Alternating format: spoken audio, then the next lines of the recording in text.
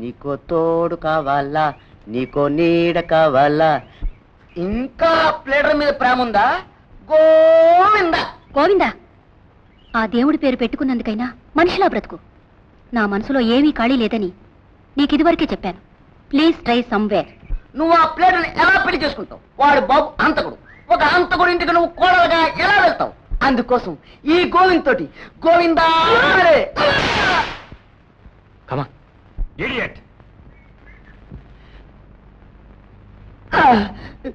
నా తర్వాత చూపిస్తాడు.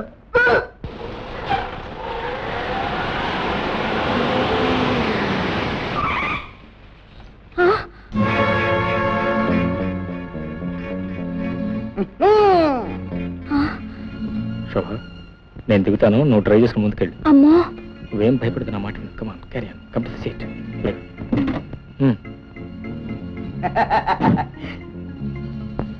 ప్రొసీడ్.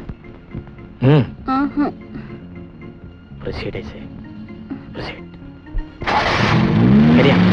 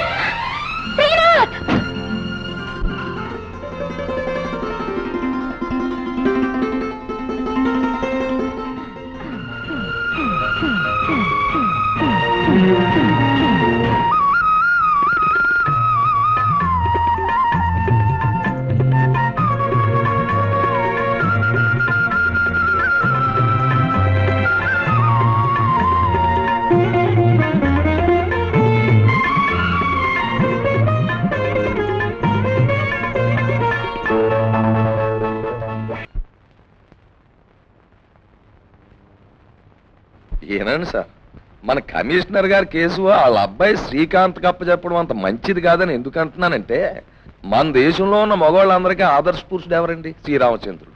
అడవికి వెళ్ళిపోరా సమ్మె అంటే అలాగే ఫాదరు అని చెప్పి ఫ్యామిలీతో సహా ఫారెస్ట్కి వెళ్ళిపోయాడే తప్ప ఎందుకు ఏంటి అని ఏమన్నా రీజనింగ్ తీశాడా? లేదే. అలాగే మన శ్రీకాంత్ను కూడా వాళ్ళ ఫాదర్ నన్ను పట్టుకోకరా సన్ను అన్నాడు అనుకోండి, దానికి ఆ శ్రీకాంత్ ఎస్ ఫాదరు అన్నాడు అనుకోండి, దాని మీద వాళ్ళిద్దరూ కలిసి దొంగాట ఆడియడం, ఆ మీద మీ డిపార్ట్మెంట్ కి చండాలమైన పేరు వచ్చేయడం. మీకు అలాంటి భయం అక్కర్లేదు. డ్యూటీని దైవంగా భావించే కమిషనర్ కమల్నాథ్ గారి అబ్బాయి నేను వర్రీ మీద వర్రీ అయిపోతున్నది కూడా అందుకే కదండి.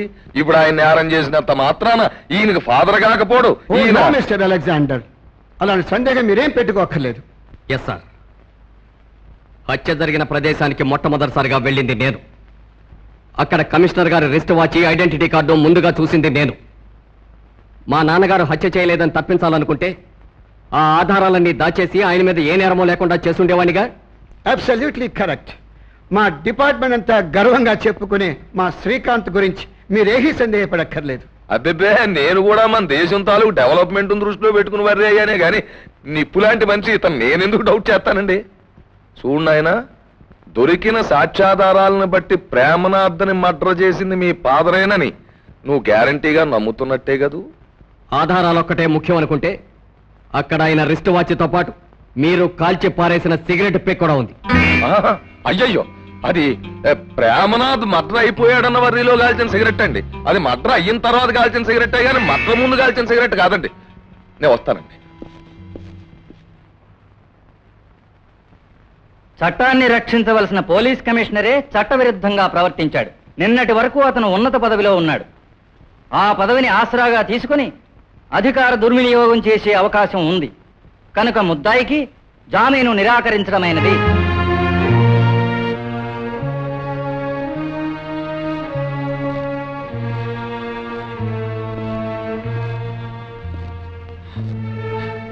ఏమైంది బాబు? నాన్నగారికి జామీన్ ఇవ్వలేదమ్మా కోర్టు. ఎందుకో తెలుసా? ఆయన చేయని నేరాలన్నీ ఛార్జ్ షీట్ లో గుప్పించేశాడు. నా డ్యూటీ నేను చేశాను. డ్యూటీ? నాన్నగారు పరాయి స్త్రీలతో హోటల్లో గడుపుతున్నారని రాయటానికి నీకు సిగ్గులేదు? ఒక పోలీస్ కమిషనర్ ఒక ఆడదాని కోసం హత్య చేశాడని లోకం కోడై కూస్తుంటే అప్పుడేమైపోయింది సిగ్గు. అవును బాబు, ఒక ఆడపిల్ల కోసమే మీ నాన్నగారు ఈ హత్య చేశారు. అమ్మా, మీకు తెలియని పనులు ఎన్నో ఆయన చేశారు. ఏమిటమ్మా నువ్వు అనేది? నిప్పుకు చెదలబట్టిందని ఈ పోలీసు వాళ్ళ కథలు చెప్తుంటే నువ్వు నమ్ముతున్నావా? నమ్మకమైన ఆధారాలు లేదే నేనే పని చేయనని అమ్మకు తెలుసు, నాన్నగారికి తెలుసు. నాకు తెలుసు నీ నమ్మకమైన ఆధారాన్ని ఎలా ఊదేయాలో. నీకంటే గొప్పవాళ్లే వచ్చి వాదించినా నాన్నగారు నిర్దోషం నేను నిరూపిస్తాను రా. Mind it. ఈ కుటుంబానికి ఇంకా ఎన్ని అనర్థాలు రానున్నాయో భగవంతుడా. కనీసం పాలైనా తాగరా. సన్యాసి, అమ్మా, అయ్యగారు అరెస్ట్ అయిన దగ్గర నుంచి నిద్రాహారాలు మానేశాడమ్మా. నువ్వు వెళ్ళి పడుకో. ఇంట్లో అందరూ మేలుకుని ఉంటే నాకు మాత్రం నిద్ర ఎలా వస్తుందమ్మా? ఒక కొడుకు అయ్యగారికి శిక్ష వేయించాలని, ఇంకో కొడుకు ఇడిపించాలని నిద్రలు మానేసి కూర్చున్నారు కదా తల్లి. తల్లిగా అది నా దురదృష్టం. అమ్మా,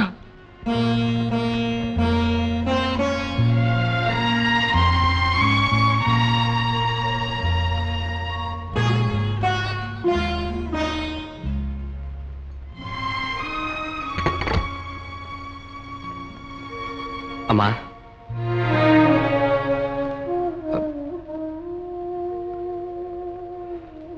ఏం లేదమ్మా.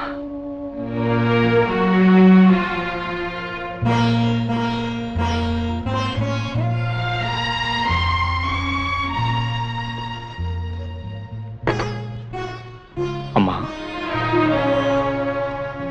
నాన్నగారు మాకు తెలియని పనులు ఎన్నో చేశారన్నా. అవి మాకు తెలియకుండా అయితే చెప్పొద్దమ్మా. శ్రీరామచంద్రుడికి మరో స్త్రీతో అక్రమ సంబంధం ఉందంటే ఎవరు నమ్ముతారమ్మా? నాన్నగారు హంతకుడంటే తట్టుకోగలమేమో కానీ ఆయన ఒక ఆడదాని కోసం వచ్చేశారంటే ఎలా భరించగలవమ్మా? పరువు మర్యాదల కోసమే బ్రతికే నాన్నగారు కూడా. వారు దేవుడు బాబు. దేవుడు అన్నాక అనేకం భరించాలి కదా. కాలకూట విషాన్ని కూడా కంఠంలో దాచుకున్నాడా పరమశివుడు. అది అందరికీ తెలుసమ్మా. కానీ కానీ నాన్నగారు ఎందుకు దాస్తున్నారో ఎవరికి తెలియటం లేదే. తండ్రిని అరెస్ట్ చేసి శిక్ష వేయించే కొడుకుగా కీర్తి కోసం శ్రీకాంత్ తాపత్రయపడుతున్నాడు. అది వాడి స్వార్థం. కానీ ఏ ఒక్కరి స్వార్థం కోసం నాన్నగారు బలైపోవటానికి వీల్లేదు. అలాగే ఏ ఒక్కరినో రక్షించడానికి కూడా నాన్నగారు బలైపోకూడదు. ఎందుకంటే నాన్నగారు ఏ ఒక్కరి సొంతం కాదమ్మా. ఆయన మనందరం ఉమ్మడి ఆస్తి. ఈ నేరం ఆయన ఎందుకు చేశారో తెలిస్తే అది నానెత్తి వేసుకుంటారమ్మా. అవునమ్మా, నేను పోయినా నీకు మరో కొడుకు శ్రీకాంత్ ఉన్నాడు. జ్యోతి ఉండే ఉంది. కానీ నాన్నగారు పోతే